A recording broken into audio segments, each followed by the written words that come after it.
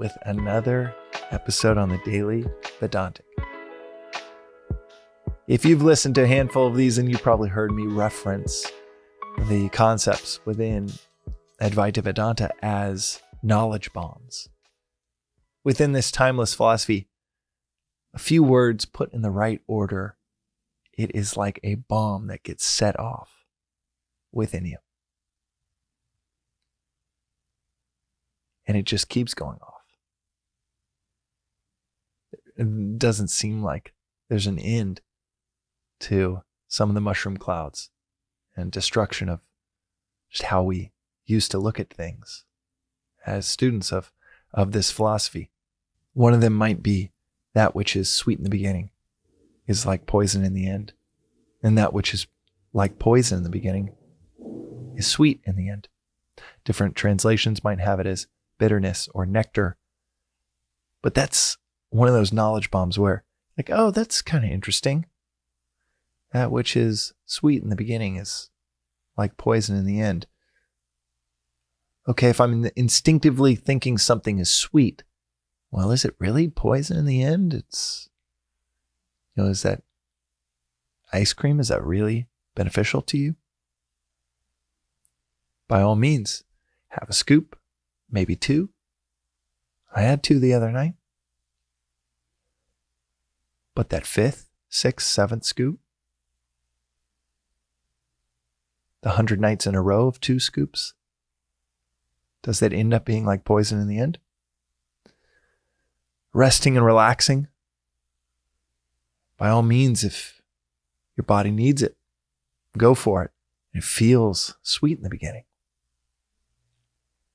But if that becomes the habit where you're only seeking comfort, does that become like a poison in the end? And the things that are hard in the beginning, do those become like nectar? Do they become sweet in the end? That's just one knowledge bomb. Another one is right action is that which generates energy. You can chew on these for days, and if they start to just blow up within you, or blow up what you previously thought was right action, or what you thought was the advisable thing to do in a certain scenario because it feels good. Do what feels good. If it blows up that previous notion, then maybe that's a knowledge bomb for you. And every once in a while, I'll talk about something, especially in Yoga for Your Intellect, when I'm in, that's the long form conversational podcast that I have with my teacher, Joseph. And in those conversations, some of the things might be atomic knowledge bombs, like work without attachment is worship.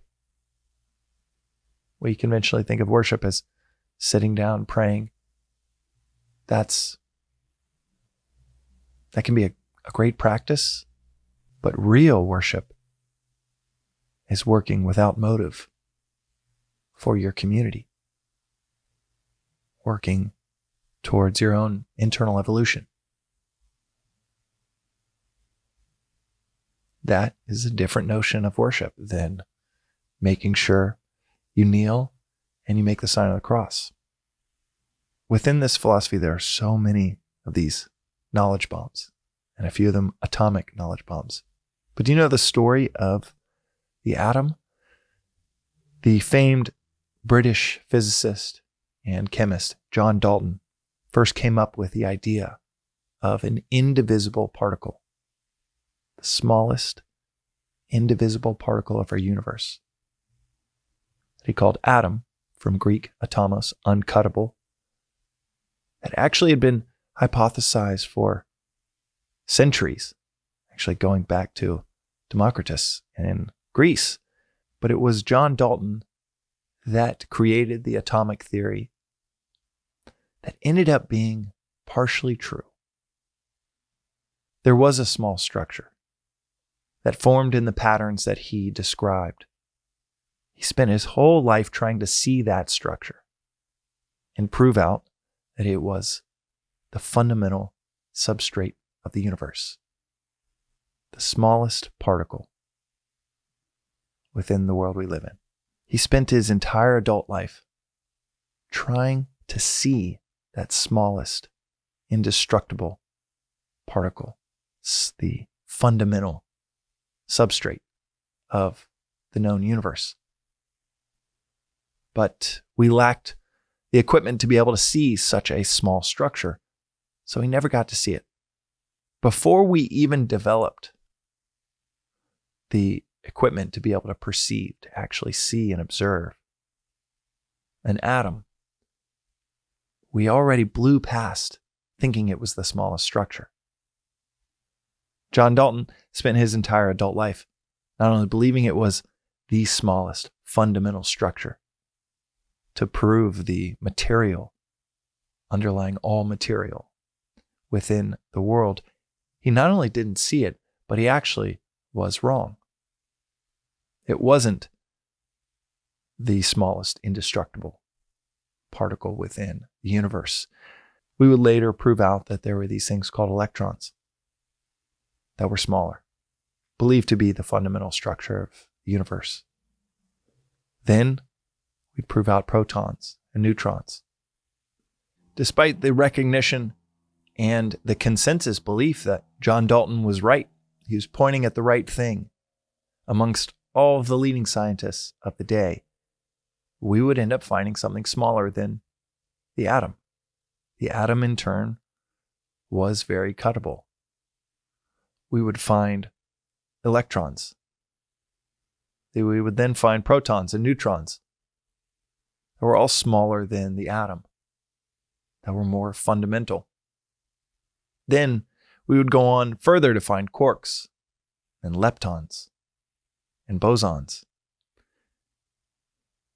We kept finding more and more, going further and further in this pursuit of the fundamental particle. And whatever we have today, whatever we have named it, likely is not the last word in the story if history has taught us anything. And I wonder if our pursuit of happiness is similar, where we are convinced maybe our entire adult lives we're about to get it in our grasp. We form this hypothesis that it exists outside of us.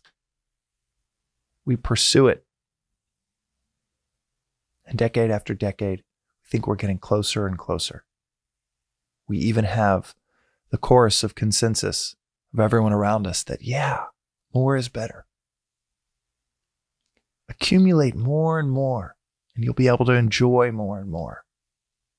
Bigger house, a couple more cars, a safer neighborhood. Bigger toys will lead to bigger joys, we think. And our neighbors to our left and right seem to agree. But the atomic knowledge bomb that I think about quite often within Vedanta are these 4 words. It's not out there. Maybe the pursuit of happiness outside of ourselves is like trying to find the fundamental particle in the universe. A never-ending chase that leads to nothing. Happiness might be really similar to that. You think it's in that house that you just got approved for the mortgage. You think it's when you move in.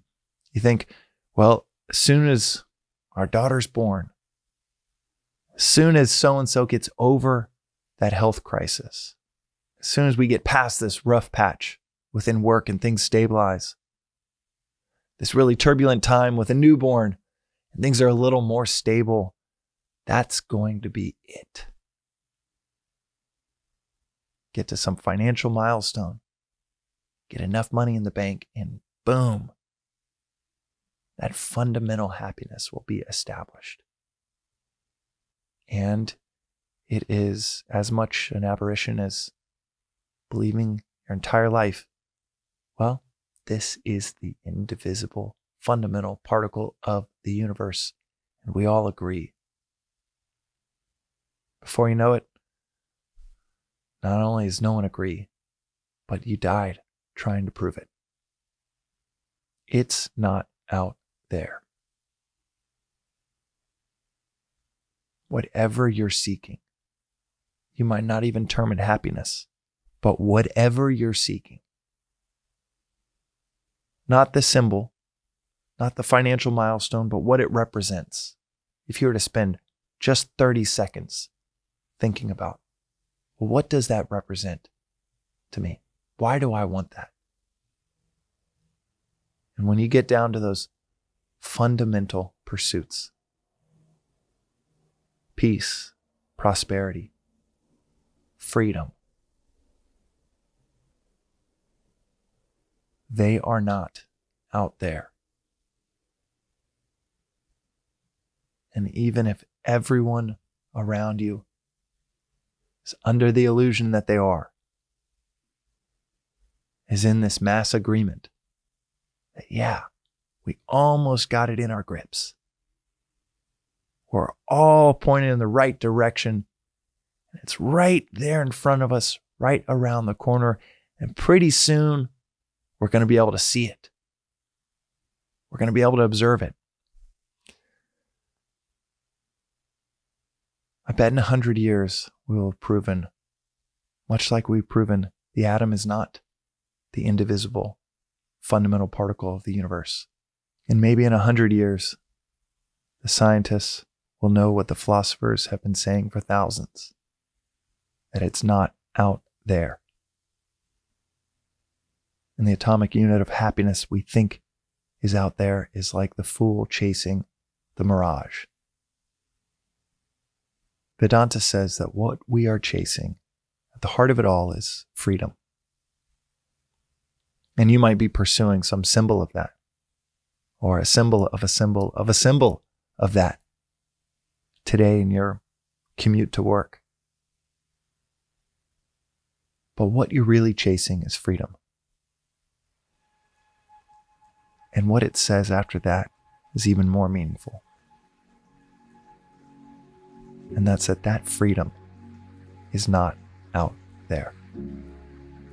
That's today's reflection on the Daily Vedantic. We'll see you next time. Thanks for listening to the Daily Vedantic. This reflection is part of a free repeating 2-year course in Advaita Vedanta. Rooted in the timeless wisdom of the Upanishads, arguably the oldest philosophical texts on earth, you can begin with episode 1, which gives the 15-minute overview of the whole philosophy of Vedanta, or you can join the journey with any episode at any point.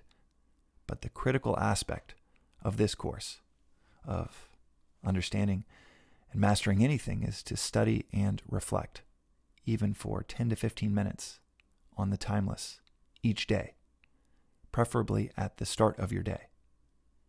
As is said in this philosophy, reflection is 100,000 times as powerful as listening. So listen, journal, sit with, discuss these concepts, or ask questions at thedailyvedantic.com with our AI-powered chatbot, informed by about 700 episodes here, as regularly as one can, if you want to see clarity and peace almost effortlessly unfold in your daily life.